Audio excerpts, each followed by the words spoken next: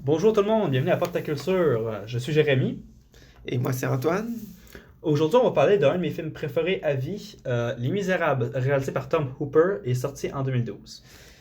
C'est un film basé sur les écrits de Victor Hugo et scénarisé par William Nicholson, mettant en vedette Hugh Jackman, Russell Crowe, Anne Hathaway, Eddie Redmayne et Helena Bonham Carter.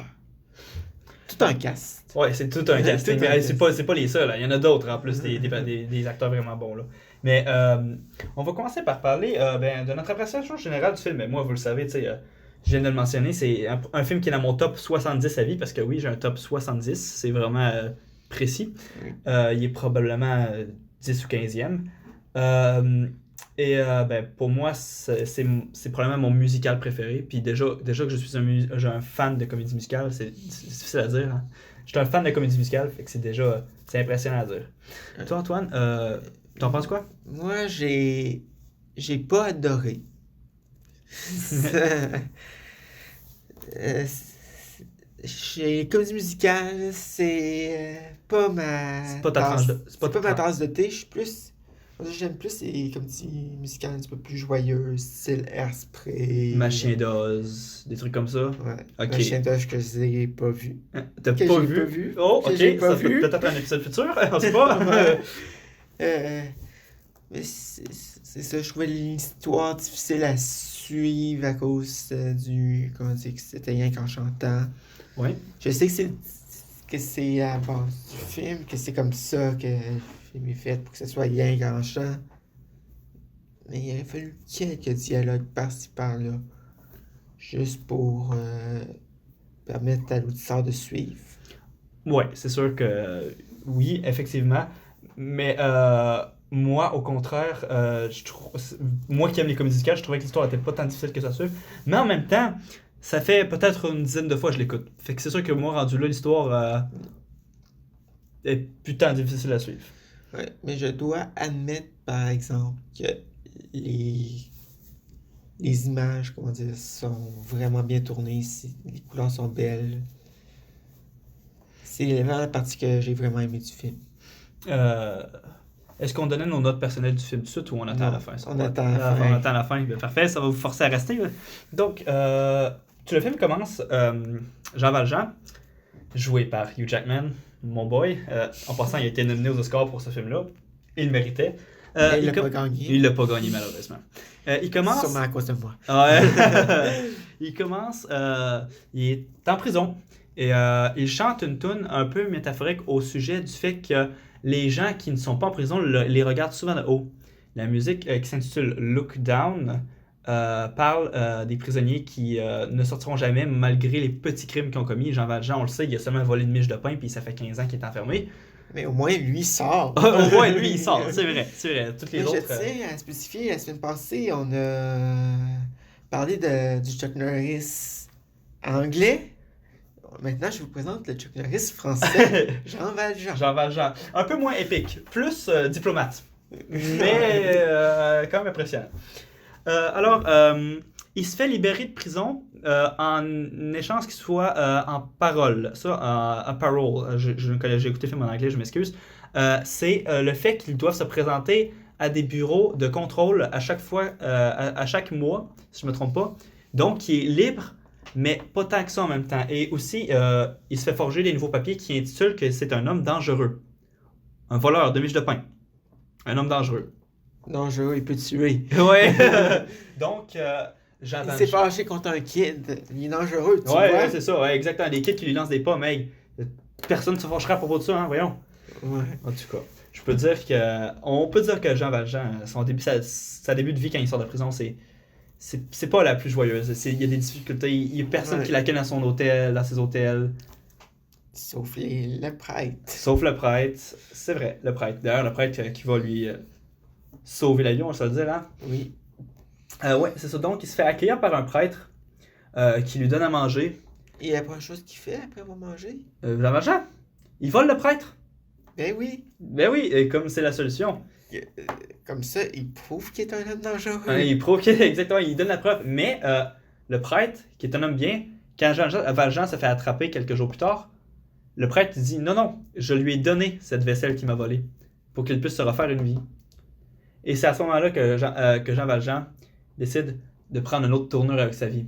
Il déchire les papiers que la prison lui avait faits, ce qui le rend comme un peu un homme illégal, et décide de changer de vie, de nom. Il va s'appeler, il va devenir le maire d'un petit village plusieurs années plus tard. Oui. On peut dire que la vie a bien tourné. Maintenant, plusieurs années plus tard, introduisons le personnage de Fantine, joué par Anne Hathaway, une employée d'une des compagnies de Jean Valjean. Je mets les deux. Les deux sont un. C'est un personnage, c'est une personne. En fait, il y a une petite question, je me rappelle plus trop, mais Jean Valjean a changé de nom pour lequel en devenant. Dans le film, il ne l'appelle que Monsieur le Maire. Fait que je me souviens pas. Ok. Ouais. Mais bref, Fantine semble vivre des moments assez difficiles. Ses collègues l'humilie et à cause de ça, elle se fait mettre à la porte par le bras droit de Jean Valjean, qui, en passant, Jean Valjean va se faire blâmer par Fantine de son malheur, qu'elle s'est fait virer de son boulot. Et puisqu'elle a une fille à faire nourrir chez d'autres personnages qu'on va introduire plus tard, elle doit payer, puis elle a plus les moyens de le faire, donc elle va faire comme toute femme à cette époque faisait, évidemment. Se prostituer. Évidemment, bien sûr. Mais je ne dis pas à quelle façon elle se prostitue. De la façon, y a-t-il une façon de se prostituer? Non, mais comment dire, une prostituée, comme on dit, c'est supposé se pomponner un petit peu, si se mettre belle pour attirer les clients. Fantine, elle fait tout le contraire. Oh, elle s'arrache les cheveux, elle s'enlève les dents pour les vendre, pour se faire de l'argent. Mais on s'entend, c'est tout pour faire de l'argent, là. C'est genre pour sa fille, là. Ouais, donc elle s'engage dans la prostitution et à cause de tous les traitements qu'elle reçoit, les dents qu'elle se fait enlever, les cheveux qu'elle se fait couper, elle tombe, mais alors gravement malade. Au moment où elle s'apprête à piquer une crise contre un des hommes qui a essayé de l'agresser, parce qu'à rendu là, elle voulait plus être une prostituée, là. Javert, le gardien de prison de Jean Valjean il y a plusieurs années, qui est rendu chef de police. Qui est rendu chef de police de la ville. Je tiens à mentionner à quel point, voyons, les augmentations sont assez en valeur dans ce film-là. Ouais, un prisonnier qui devient maire, un garde qui devient un garde de prison qui devient chef de police. Effectivement. Dans le même village. Effectivement, c'est quelque chose. Et donc, Javert voit Fantine piquer une crise contre l'homme. L'homme porte plainte contre elle et Fantine s'apprête à se faire arrêter par le chef de la police. Entre Jean Valjean, qui reconnaît Fantine comme une de ses employées et qui se sent mal à cause que Fantine le blâme, évidemment, elle dit c'est ta faute si je suis à la rue. Et là, Jean Valjean se rattrape en disant mais non, écoute, arrêtez-la pas, vous voyez bien qu'elle est malade, là. Il l'amène à l'hôpital et apprend qu'elle a une fille unique qui habite chez les Thénardier. Quand elle meurt, il décide de prendre la garde de la fille. C'est une promesse qu'il fait à Fantine. Oui.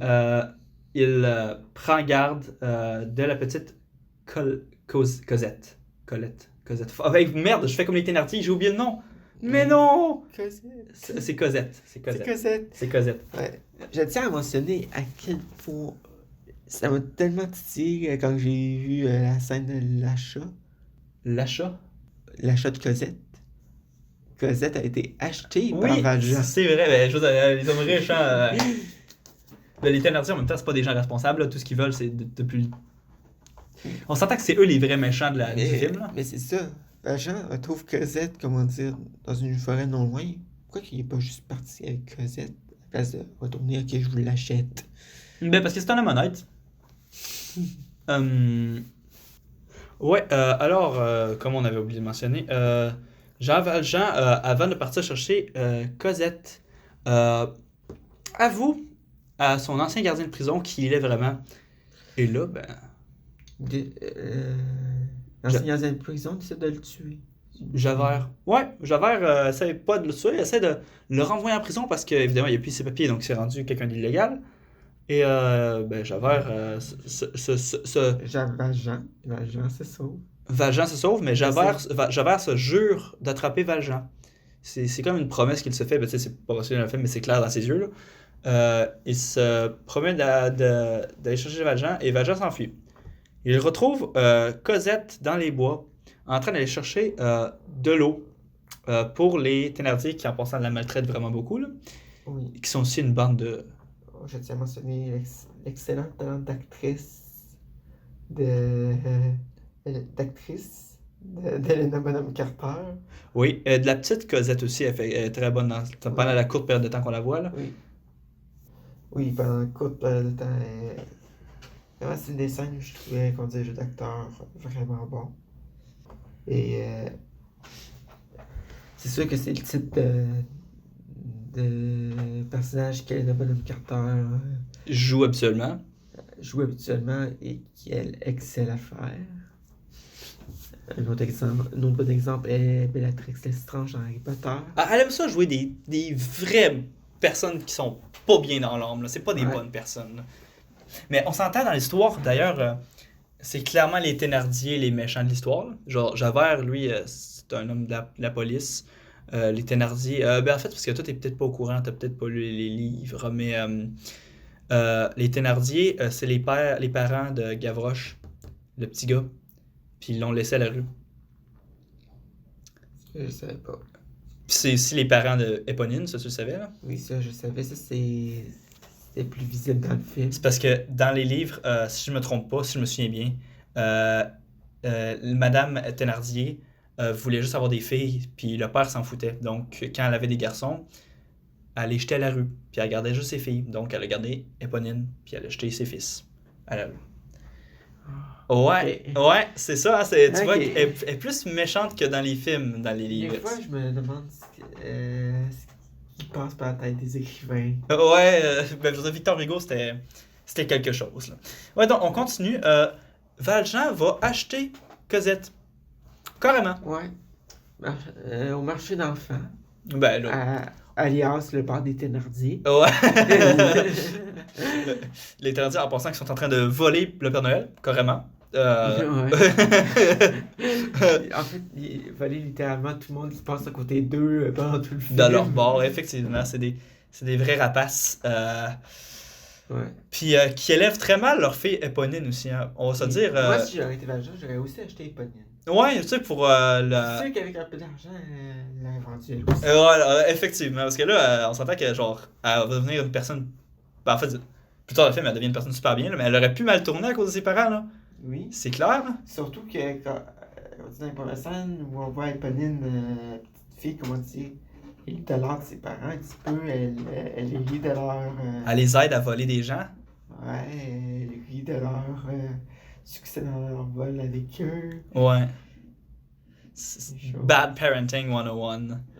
Ouais. Et donc, Valjean se dirige vers Paris, où il rencontre un homme à qui il a sauvé la vie, plus tôt dans le film, qui lui permet de se cacher de Javert pendant quelques jours. En C'est fait, qui- c'est le prêtre qui l'a recueilli avec. Avant. Non, c'est celui qui le sauve à Paris, je pense que c'est un concierge. Tu te souviens pas, peut-être pas la scène où il y a un homme qui est coincé en dessous d'un chariot, puis Valjean il soulève le chariot pour le sauver. Ah oui. Ouais, ben ça, c'était cet homme-là qui le sauve à Paris, puis qui le protège de Javert. Mais ouais, donc ce qui nous mène à plusieurs années plus tard. Belle coupe, une excellente coupe sur une des statues de Paris. Ce qui nous amène au personnage de Gavroche. Plusieurs années plus tard, on vient d'en parler, c'est le fils des Thénardier, qui est maintenant à la rue. C'est un petit sans-abri, mais qui se débrouille bien, on va se dire, pour un gamin de 8-9 ans. Il est capable de déjouer une parole armée. Ouais, ouais, voler des muffins dans un restaurant comme si de rien n'était. Puis presque mener une révolution à lui tout seul. On voit que durant son premier numéro musical, le monde se met à chanter avec lui. Qui est une reprise en passant de la première chanson du film, le Lookdown, que Valjean avait chanté en prison. C'est une reprise de cette musique-là. Ouais. parce que cette fois-ci, ça parle de la haute société qui se fout des pauvres au lieu des gardes qui se foutent des prisonniers. C'est juste une reprise, mais c'est une belle petite touche qui ajoute un peu de profondeur au film. Gavroche qui nous amène à d'autres personnages de la Révolution, notamment Enjolras et Marius, les deux principaux de la Révolution. Enjolras qui est le meilleur ami de Marcus, et Marcus qui deviendra un personnage beaucoup plus important bientôt Oui. quand il va rencontrer au loin pendant un de ses discours. Ouais, en fait, c'est ça que j'aime dans les films souvent. Le simple fait de voir une fille. Ouais, c'est le coup de foudre, c'est instantané. Instantané. Marius joué par Eddie Redmayne, encore une fois, qui est un Je sais excellent. qu'à ce moment-là, Marius a l'air d'être avec. Voyons. Éponine. Avec Éponine. C'est vrai. Il est avec Éponine. Éponine qui a un sévère crush sur Marius, on va se dire. Là. Oui. C'est quand même intense. Mais malheureusement, Marius n'a de yeux que pour Cosette, la fille adoptive de Jean Valjean. Et Et demande à Éponine de l'aider. de l'aider à trouver Cosette. Ouais. Mais, pas avant qu'on apprenne, par le biais de Marius et Enjolras, que la révolution va commencer au moment où le général Lamarre va mourir. Parce que c'est le seul général haut placé qui aide les pauvres. Et donc, ils se sont dit, pourquoi pas profiter de sa mort pour commencer une révolution. C'est basé sur des révolutions, vraies révolutions qui sont arrivées. En passant, ce film-là, c'est des révolutions qui ont été désastreuses pour ceux qui voulaient la mener. Là. Mais ça, on va revenir, parce que ça arrive plus tard dans le film. Donc, si je me trompe pas, qu'est-ce qui arrive après? Je me souviens plus de l'ordre, mais je crois que Éponine mène Marius à la maison de Cosette, mais en même temps, les Thénardier, à cause de quelque chose qui est arrivé plus tôt dans le film que j'ai oublié de mentionner, qu'ils ont revu Jean Valjean puis ils l'aimaient pas, fait qu'ils ont essayé d'aller l'attaquer chez lui. Mais Éponine amène Marius, mais voit ses parents et se met à crier parce que son père la menace de quelque chose. Et donc, Jean Valjean, en entendant ces cris-là... En fait, comment dire... Ses parents essaient de, comment dire... d'amener Éponine à recommencer à voler pour eux. Ouais.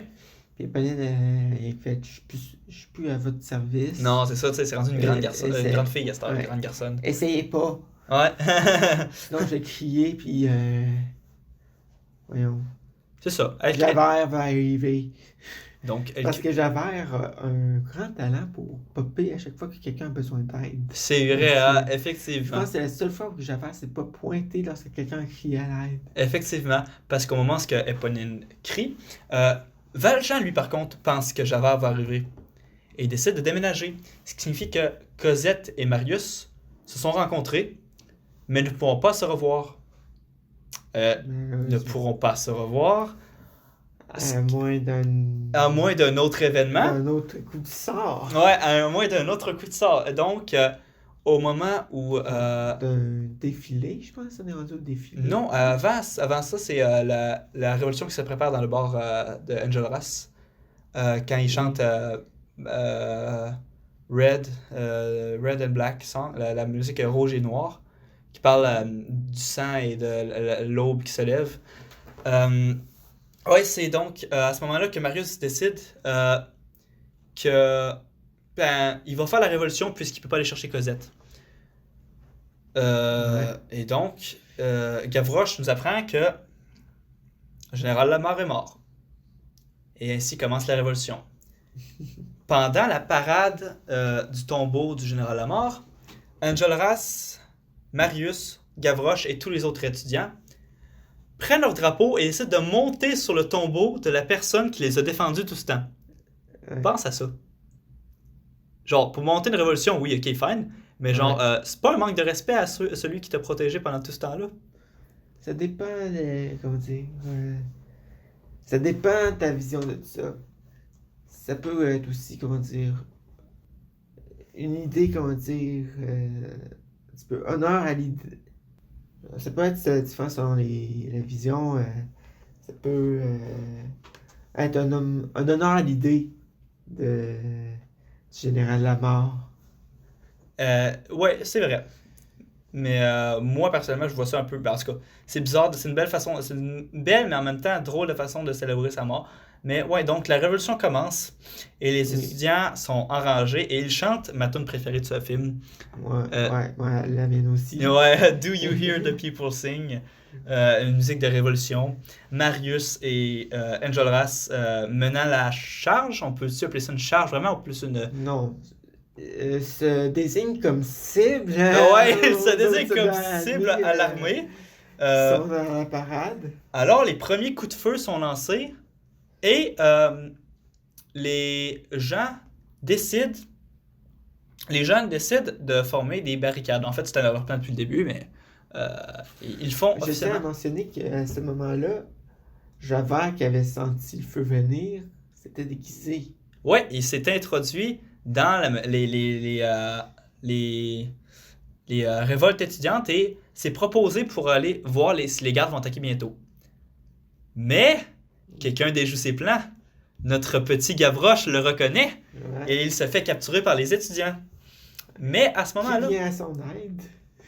à ce moment-là, par Ah exemple, non, c'est vrai. Marius envoie Gavroche donner une lettre à un certain Valjean. Jean. Donc, il apprend que sa fille était amoureuse d'un homme qui était à la révolution des barricades. Et là, décide que, ben là, je peux pas le laisser mourir, je vais aller le sauver. Valjean est en temps de beau cœur, décide de se mettre à dos la police encore une fois. Et d'aller aider la révolution. Et donc, il va aller essayer d'aller chercher Marius. En rentrant dans le camp des rebelles, déguisé en policier. Bonne idée. Bonne idée. On s'en dit que. Un heureux miracle, Il a réussi à spotter un sniper. shooter. Il a réussi à spotter un sniper pour aider les étudiants avant que les étudiants l'exécutent puis se rendent compte. En fait, spotter des snipers. Ouais, effectivement. Puis on s'entend qu'à cette époque-là, les snipers, c'était en fait des fusils bien normaux. Ouais, exactement. C'est C'est plus. rien qui allait sur les toits puis Tirer des coups de feu. tirer à l'aveuglette. À cette époque-là, C'était pas tu vises, précis. tu tournes la tête, tu sais. C'était pas précis. Tu C'était pas regardes précis. même pas parce que si tu regardes puis tu continues à viser, les flamèches que ça fait sur le bout de la poignée du gun vont t'éclater dans les yeux. Ce qui est légèrement dangereux. Donc, il monte la barricade et Jean Valjean arrive et se rend compte que. Non, en fait, c'est pas tout de suite ça. En fait, un petit peu avant, on va reculer juste un petit peu. Les rebelles commencent à se faire massacrer. Notamment. Éponine. Éponine, Première à tomber. la première à tomber, effectivement. Elle sauve Marius, son amour, et lui confesse un peu son amour avant de mourir. Et Marius l'accompagne jusqu'à la mort. C'est quand même un moment assez émouvant aussi. Elle se sacrifie pour Marius et meurt. Et Marius, en échange, réussit à repousser les gardes en menaçant de faire sauter la barricade. Ouais. Ça donne un petit moment de repos aux rebelles. Entre le moment... Mais en même temps, si j'étais garde, j'aurais fait faites-le sauter. Vous êtes toutes proches. Vous êtes toutes Ils l'ont proches. dit aussi. Dans cette... Ah, puis d'ailleurs, en parlant de ça, tu vois la belle métaphore, ça? Ouais. C'est Éponine puis Gavroche. Oui,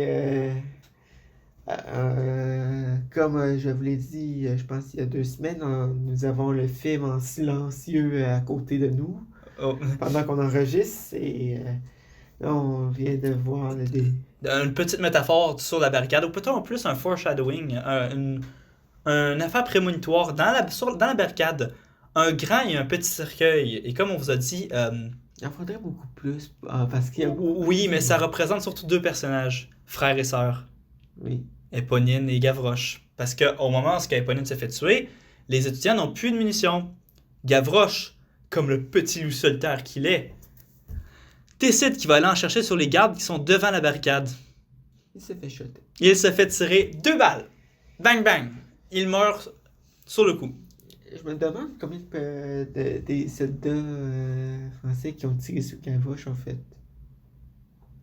serais-tu le moment de déserter? Non, c'est ça. Effectivement, moi genre, Quand t'es rendu là, t'es supposé défendre ton pays, pis tu tues des petits enfants, tu tu sais. des enfants citoyens de ton pays. Ouais. Ouais, donc Gavroche meurt, euh, ce qui pousse les étudiants à... Envoyer la lettre à Valjean, je pense que c'est à ce moment-là. Ouais, c'est à ce moment-là qu'ils envoient la lettre, effectivement. Mais ils sont pas mal tous très dépressifs, puis Enjolras le dit. On est la dernière barricade debout. S'il y en a qui veulent partir, c'est maintenant. Et aucun étudiant ne s'en va. Ah, puis ça, c'était grâce à Gavroche, justement. Encore une fois, j'ai mêlé les événements. Les étudiants hésitent, puis c'est Gavroche qui se remet à chanter Do You Hear the People Sing, puis ça encourage tous les étudiants à rester. Oui. Mais c'est là que Gavroche meurt. Donc, Gavroche meurt. Les soldats disent c'est votre dernière chance. Allez-vous-en. Pourquoi gaspiller vos vies? Et les étudiants décident de se battre. Oui. En fait, et avant que les combats recommencent, Valjean arrive. Et comme il arrive déguisé en policier pour pas se faire acheter par les autres soldats, Ouais. il arrive déguisé. Donc les étudiants, pas contre 2 sous, ils ont laissé passer la barricade et font prouve-nous que t'es de notre côté. Donc, premièrement, ils spotent les snipers.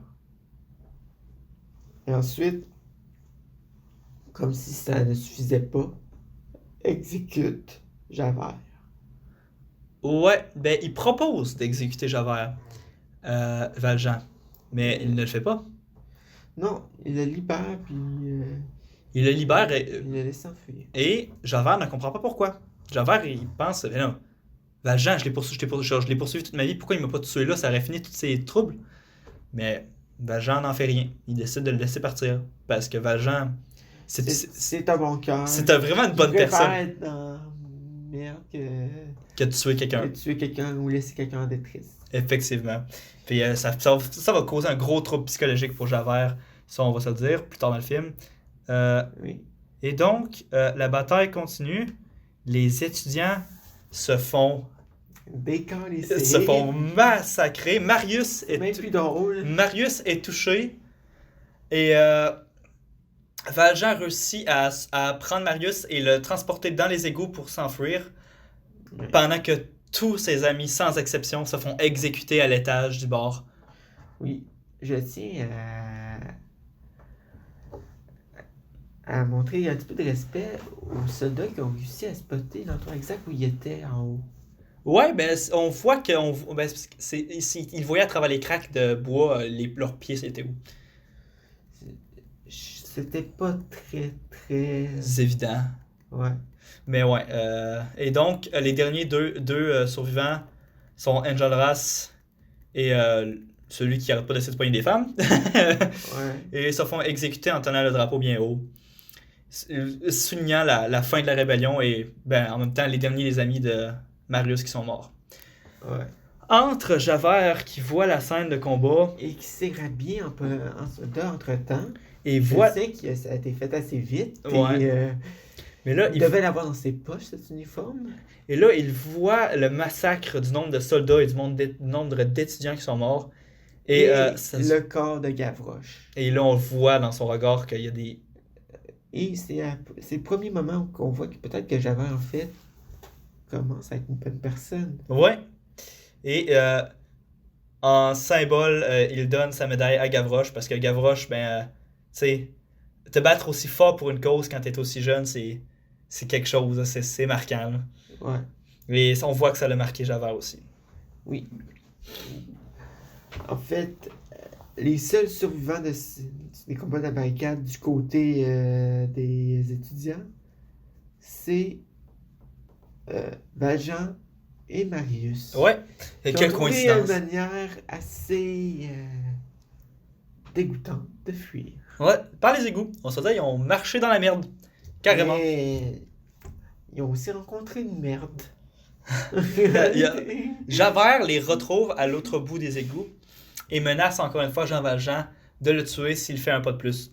Valjean, cette fois-ci, est bien confiant que Javert a été ébranlé, euh, continue d'avancer et Javert n'en fait rien. Ce qui le marque encore plus et ce qui va probablement marquer la fin du développement psychologique de Javert. En fait, tu as mentionné aussi la présence de Monsieur Thénardier, je pense. Thénardier, ouais, dans les égouts. égouts. C'était plutôt à lui que je faisais référence à côté pour une merde qu'il rencontre. Ah, c'est vrai que c'est effectivement une très grosse merde aussi qu'il rencontre dans les égouts. Ouais. Ouais, donc les textures de la merde, c'est vraiment dégueulasse. En tout cas, Oui. donc, Javert se suicide et Après avoir eu sa dernière chance de mettre la main au collet de Valjean. Et j'avais rien à dire finalement. ouais, et donc se suicide pendant que Marius est retrouvé avec Cosette. Au dépit du fait qu'il a perdu tous ses amis, et ça, on va le voir quand il va aller au bar et il va chanter une petite chanson en pensant à ses amis, les tables vides et les chaises vides.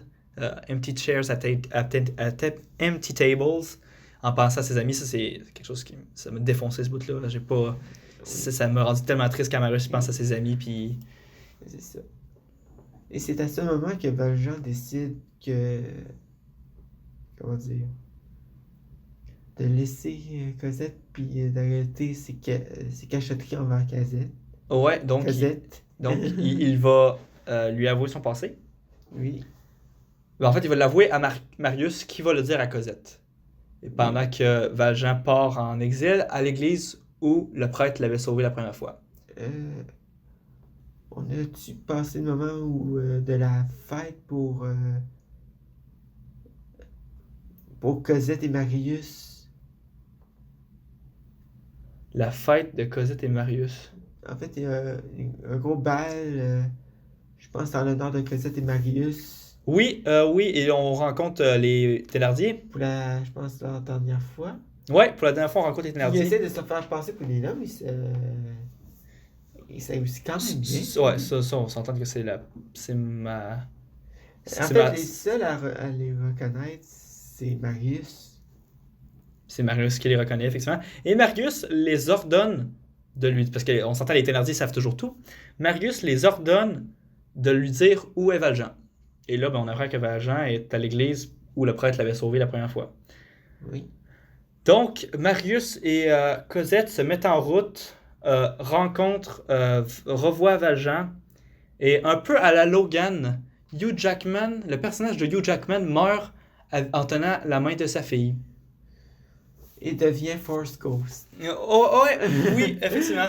Et le film. Et on apprend qu'en fait, tous les étudiants sont devenus des Force Ghosts à leur mort. Ah ouais, ben, oui, en gros, on peut dire que le film finit avec une gang de Force Ghosts, mais la bonne façon de le dire, c'est que ça finit avec un beau plan de tous les étudiants qui sont morts durant la Révolution, avec une très grande barricade, Valjean et Fantine à la barricade, et qui chantent encore une fois Do You Hear the People Sing en pensant à la Révolution, comme de quoi que même s'ils sont morts, au moins ils sont morts libres plutôt que morts, ou plutôt que qui ont vécu emprisonnés. Ouais. Donc, ceci étant dit, c'est quelque chose que je ne vais pas avouer souvent, chers auditeurs. Je pleure pas souvent devant les films. C'est très, très, très, très rare. C'est le seul film qui a réussi à me le faire plusieurs fois. J'ai plusieurs moments en tête, notamment la mort de Gavroche. La mort d'Éponine aussi, ça m'a vraiment, vraiment marqué. Quand Marius va au restaurant et voit les tables et les chaises vides où ce que ses amis étaient assis autrefois. Et finalement, ben, la mort de Valjean. Ça, c'est les 4 moments vraiment qui m'ont mis les larmes aux yeux. Donc, Antoine, maintenant on va parler un peu du fait Par contre, je voulais rien que mentionner que moi, par exemple, j'ai pas pleuré. Je trouve que le fait qu'il chante atténue un petit peu ces moments-là. Tu trouves? Oui, T'aurais préféré que ce soit silencieux? j'aimerais voir ce film-là rien qu'en drame. Ben, tu sais qu'il existe un anime de Les Misérables, puis d'autres Non, films mais aussi. un film vraiment live action. Ben, il y en a d'autres, des films live action de Les Misérables. Oui. Il y en a un notamment avec. J'ai oublié le nom de l'acteur, mais il y en a d'autres des films Les Misérables. Oui. Ils sont moins bien. Moins bien coté, mais genre, on dirait avec genre une version avec le même casque pis tout. Ok, C'est ouais. bien fait, Ouais. mais comme ça, c'est un côté Musical, ouais, musical. je comprends. Je serais vraiment intéressé à voir ça. Je comprends. Ouais. Parce Donc, que- ouais, donc, qu'est-ce que ça veut dire parce que est-ce que je t'ai coupé? c'est parce que c'est vraiment le chant qui m'a, comment dire, je trouvais que ça, comment dire, il a dit quelque chose qui m'empêchait de pleurer. Ok. Ben, moi, c'est l'inverse, c'est ce qui rajoutait un peu de poésie, je trouve, au moment, puis c'est ce qui me. En tout cas, chacun nos opinions, hein, comme on dit. Et donc, on va parler maintenant de nos scènes préférées. En fait, on va parler du cast en général maintenant qu'on a l'occasion. Là. C'est qui tes membres préférés du cast dans ceux qui ont joué là-dedans? Je dirais Hugh Jackman, Eddie Redmayne, Helena Bonham Carter sont mon top 3. Ok. Moi, personnellement, faut juste que je me souvienne bien comme il faut. Moi, c'est des personnages des acteurs un peu moins connus qui, je trouve, m'ont le plus marqué dans le film. Oui, Hugh Jackman était excellent. Russell Crowe était très bon. Anne Hathaway aussi. Mais moi, C'est vrai que Russell Crowe. c'est parce que c'était pas le meilleur des était chanteurs. aussi super bon. Mais il était peut-être pas le meilleur des chanteurs dans le film, par exemple. Ouais, malheureusement. Russell Crowe, c'est pour ça que j'aimerais voir le film Drame. en drame. Ouais, Avec ce casting-là. Je peux comprendre. Donc, comme je disais, moi, mes acteurs qui m'ont vraiment marqué, c'est Samantha Barks en tant qu'Éponine. Et je le cherche. Ouais, Daniel Huddlestone en tant que Gavroche. Et au final, aussi. C'était. Ouais, Hugh Jackman. Hugh Jackman, Samantha Barks et Daniel Huddlestone. C'est les 3 acteurs vraiment qui m'ont le plus marqué. Je tiens aussi à mentionner le brio au chant de la petite Cosette. Oui, hey, c'est vrai que Cosette enfant, t'as un petit peu, c'est quoi le nom de l'actrice? Je cherche. Isabelle Allen. Ouais, c'est vrai, oui. Et puis on s'entend là, sur le poster là, elle est pas assez longtemps dans le film. Moi, j'aurais plutôt mis, même si elle est excellente là, j'aurais mis l'acteur de Gavroche sur le poster à la place. Parce que si on veut regarder l'effet impact, le même impact genre de l'enfance, Gavroche est plus présent dans le film, puis j'aurais pensé que ça aurait fait. C'est ça. Comment dire, quand tu fais, comment dire, la couverture d'un film, c'est que, comment dire, t'es soit le personnage principal ou un personnage secondaire. Marquant. Marquant. Gavroche en est un. Ouais. La petite Cosette, un peu moins. Cosette, c'est, comment dire, c'est le fil, comment dire, qui relie tout. Le film, ouais. Mais, comment dire, en tout, Amanda Seyfried et Isabelle Allen ont quoi, 20 minutes de temps d'écran Ouais. sur 2 heures. Ouais. Effectivement. On va se le dire aussi, Anne Hathaway, dans les 20 minutes qu'elle a d'écran, elle en fait Elle en a beaucoup. encore moins. Ouais, mais avec le moins de temps d'écran, on dirait qu'elle a fait plus de choses importantes, on dirait. Ben, je veux dire, surtout à cause du moment de I Dream the Dream, là, la musique où elle chante tout seul pendant, je pense, c'est 3 longues minutes sans pause. Ouais. C'est vraiment un moment qui lui a fait mériter son Oscar, tout simplement. Donc, ouais, comme je disais, ouais, ça. Hugh Jackman, Anne Hathaway et l'actrice et l'acteur de Gavroche et de Éponine qui m'ont vraiment marqué. Ouais. Fait que, passons à la suite. C'est quoi ta scène préférée? Ma scène préférée, je tiens à barricade. En fait, j'en ai 2. Ah ouais, vas-y. Le défilé funéraire du général Lamar Ouais. et la barricade. La bataille de la barricade ou juste la barricade? La bataille de la barricade. Ouais, je suis d'accord. J'aime quand il y a un petit peu d'action dans le film, c'est la partie du film que j'ai le plus accroché.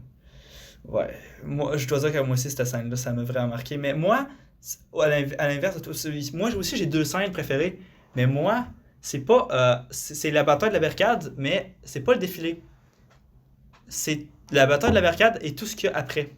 En fait, sauf un petit truc qu'il y a après que j'ai moins aimé. Mais ça va venir après.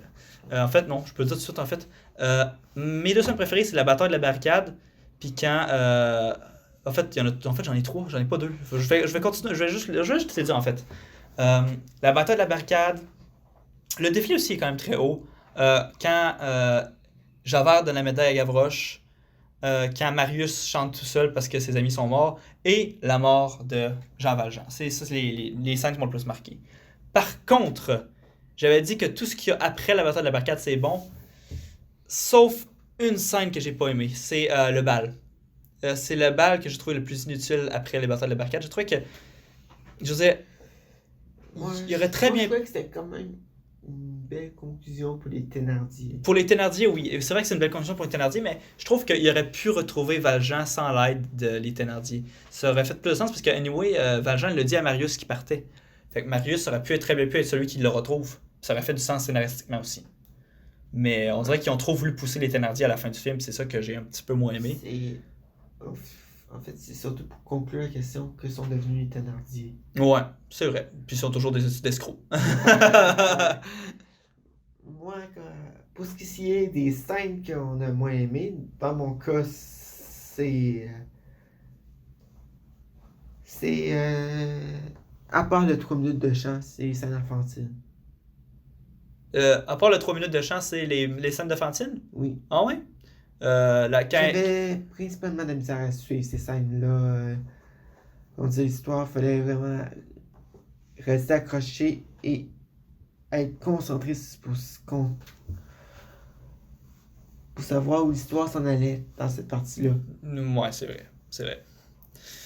Mais en même temps, Anne Hathaway a rendu ces scènes-là un peu moins pénibles. Ben, j'imagine. Là. Oui. Hein. En même temps, comment dire, c'est peut-être avec moi, mais Anne Hathaway, c'est pas une de mes actrices préférées, personnellement. Ouais. Ben, moi non plus, c'est pas une de mes actrices préférées, mais je trouve que quand elle veut, elle peut. C'est surtout ça que je sais. C'est comme un peu Adam Sandler, qu'est-ce qu'il a fait récemment avec Uncut Gems. Tu sais, on le connaît pour ses comédies, puis il fait pas grand-chose d'autre. Là. Mais récemment, il a fait Uncut Gems, puis on se rend compte que quand il veut, il peut. C'est pas mal ça que je pense qui est le cas aussi avec Anne Hathaway. Puis en fait, c'est pas mal ça. Là. Ouais. J'aime ton exemple de Adam Sandler. Parce que non seulement peut-être, j'ai pas fait Uncut Gems, mais si, il est excellent. Il est excellent. Et il est aussi capable du pire. Ouais, c'est vrai. Je fais référence à On rigole pas avec les Owan. J'ai pas vu celui-là. On le regarde jamais. C'est une perte de temps. On va peut-être le regarder pour l'émission, gang. Restez tuned. Suivez-nous. J'ai essayé d'aller voir ce film-là au cinéma et je suis sorti à moitié. Ah ouais. En fait, c'était ma fête d'amis. Les amis sont sortis. Je suis avec ma mère. Je suis resté avec mon beau-père parce que moi j'étais persévérant. Puis j'aimais déjà le cinéma un peu. Puis j'étais genre, ça va virer bon à un moment donné, ça va virer bon à un moment donné. Il va y avoir quelque chose qui va arriver qui va faire que le film va être au moins un petit peu potable. J'ai abandonné. J'ai abandonné parce que ça empirait. Ah, ça c'est flagrant. Moi, ça m'est jamais arrivé de partir en plein milieu d'un film au cinéma. Je pense que j'ai jamais été de voir de film assez mauvais pour ça encore. Je suis allé voir Mignon au cinéma. C'était quand même proche. Ça. C'était quand même proche de me faire sortir. C'était pas. Je l'ai pas trouvé mauvais. Ben, c'est juste que c'était me. C'était me. C'est juste. C'est qui font cette. Les Illumination Entertainment, je pense. Mais qui appartient à. Je pense, genre c'est Sony, je pense. Peut-être Sony, ouais. Mais en tout cas, je trouve que c'est, comment dire, qui presse l'orange un peu trop fort. Ouais. Ouais. Je suis pas mal d'accord, ça. Parce que les mignons, c'était surtout pour faire plaisir aux enfants. Dans le 1, ça faisait du sens. Puis je trouvais que le 1 était bon. Là, de ce que... C'est ça, puis là, il y a le 2 et dans la bande-annonce, il vient de sortir au moment de l'enregistrement. Non, là, non, c'est pas un film sur les mignons. Oui, le titre, c'est Les Mignons 2. Bah, falloir que j'aille voir ça après. Moi, j'étais sûr que c'était un film sur l'enfance de Groot. C'est un film sur l'enfance de Groot, mais ça s'appelle Les Groot. Mignons 2 parce que bon, c'est sûrement par rapport avec on va dire, les moments après que les Mignons aient connu Groot. Ah, c'est vrai, t'as raison. C'est Les Mignons 2. Oh mais my god, oh non. En tout cas, bref, Non, revenons aux Misérables. Moi, mon verdict final, avant que tu dises le tien, parce que je sais que toi, ça va être le... En fait, non, vas-y avant. Ok, moi je vais y aller avec un 3 sur 5, simplement à cause de la beauté des images et du jeu d'acteur Impressionnant quand même. impressionnant. Moi, Mais j'avoue que j'avais vu, comment dire le nom, qu'il y avait le casque qu'il y avait, puis je m'attendais à plus que mais ça. en même temps, c'est le réalisateur C'est de... rare des films avec, comment dire, plus 5 et plus acteurs connus. Ouais. Et c'est ça, mes attentes étaient hautes. J'ai eu légèrement en bas de mes attentes. Peut-être que mes attentes étaient trop hautes. Peut-être. Mais ouais, en même temps, tu sais, tu devais te dire aussi que c'est le même réalisateur que Cats. C'était peut-être pas là. Je l'avais même pas remarqué avant les Oscars. Puis même... non, en fait, j'ai remarqué après l'avoir écouté. Après, quand les crédits roulaient, t'as fait comme c'est... Oh, c'est Tom Hopper qui a fait ça. Non, en fait, j'ai vu Tom Hopper puis j'ai pas cliqué. J'ai pas tilté. En fait, c'est moi qui viens de te l'apprendre, dans le fond. Là. Ouais. Je pense qu'il y avait moins de budget. Ah ouais. Ouais, mais en même temps, Tom Hooper, c'est ça que j'ai l'impression qu'il sait. Il est bon pour faire des comédies musicales, mais faut que le matériel d'origine soit bon. Parce que Cats, je me suis dit que le musical, genre, de Broadway est correct, mais pas plus. Tandis que le musical de Broadway des Misérables est vraiment, vraiment, vraiment excellent. Donc, je pense que c'est ça la différence qui a fait que, genre, il y en a un qui était potable, puis l'autre... Mais ça, j'ai pas vu Cats encore. Peut-être que c'est un masterpiece, puis je le sais pas. Moi non plus, je l'ai pas vu, mais c'est pas mal rendu à la risée du cinéma ces derniers temps. Ouais, c'est clairement ça. Quand même, les acteurs s'en vont blaster le film aux Oscars. Ouais, exactement. The importance of having good special effects. Ouais, ben, on va revenir un peu à nos moutons. Moi, mon appréciation générale du film, c'est que je l'ai mentionné un peu au début du film. C'est un de mon top 70 à vie. Je mets 4.5 sur 5. Pas 5 sur 5 parce que je sais que le film a des défauts.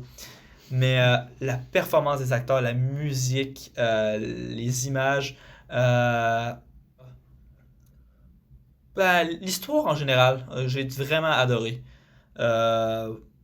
Puis c'est pas mal ça. Donc, verdict, est-ce que tu le recommanderais à des cinéphiles? Je recommanderais à des cinéphiles certains. Peut-être pas à des familles vu les scènes qui peuvent choquer. Gavroche. Pas juste Gavroche, Fantine. Ah, c'est vrai, ouais, j'avoue. Même peut-être un peu Valjean au début. Ouais, c'est vrai, c'est vrai. Moi, Des scènes qui peuvent vraiment beaucoup déranger. ouais. Moi aussi, je le recommanderais à des cinéphiles, mais moi, je serais peut-être un peu plus réservé. Même si c'est un de mes films préférés à vie, je le recommanderais peut-être pas à n'importe quel cinéphile. Peut-être à ceux qui sont qui sont déjà, tu sais, pas aptes, mais qui ont déjà un goût certain pour les comédies musicales. Je pense que ce serait le meilleur des deux mondes. Parce que quand tu aimes un peu les comédies musicales, je pense que c'est la meilleure façon d'aimer ce film-là. Ouais. Donc, c'est ce qui conclut pour Les Misérables, je pense. Ouais. Oui. Qu'est-ce que tu allais choisir? Tu avais choisi pour la semaine prochaine, Antoine? J'ai décidé de continuer un petit peu dans la musique, mais dans un style complètement différent. Le film que j'ai choisi pour la semaine prochaine est un film que je pense que tu n'as encore jamais vu. Effectivement. Toi, t'avais pas vu Misérable, moi, j'ai pas vu le prochain. Fait que, Ouais. Le prochain film, il s'agit de 8 Mile. sorti en quelle année déjà? 2003, je pense. Parfait. 2003, avec un certain Eminem, qui s'était d'ailleurs pas pointé pour son Oscar pour la musique du film. Ce qui est dommage. Ils lui ont envoyé par la poste. Il l'a envoyé par la poste, puis c'est repris 17 ans plus tard. C'est ce qui se trouve à être cette année. Ah. en faisant une apparition surprise aux Oscars. Ah, c'est vrai, oui, c'est vrai, oui. Bon, Donc, à la semaine à prochaine. la semaine prochaine. Et bon visionnement. Bon visionnement.